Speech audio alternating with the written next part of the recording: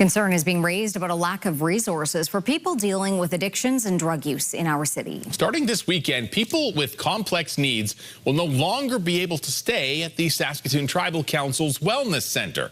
And as Carla Shinkarup reports, local organizations are pointing at the province, saying government needs to step up and provide adequate supports.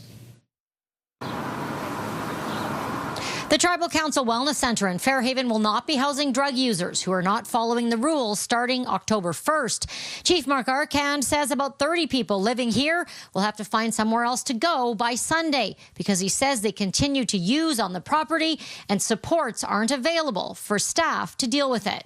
Kayla DeMong with Prairie Harm Reduction says this is a grim predicament heading into the winter. To see a resource shut out the people in our community that are currently needing the most help is incredibly upsetting. DeMong says this speaks to the greater issue of a lack of government resources to deal with a rapidly growing problem. For a lot of the people that are currently living in encampments around our building and around Saskatoon, they've already been told that they're not welcome.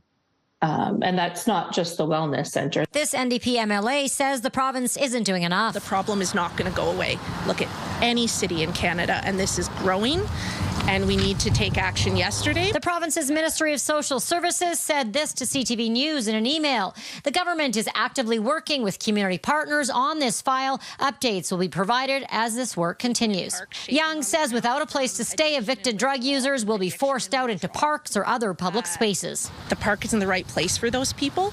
It's costing lives and it's costing money today, even if we have a government who's quite comfortable doing as little as possible. Saskatoon police say they too have questions about how the increase in people out on the streets will affect everyone. We have duty of care to everyone.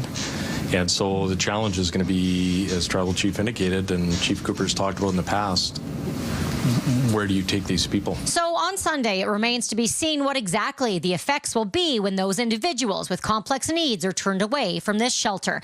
Carla Shinkarup, CTV News, Saskatoon.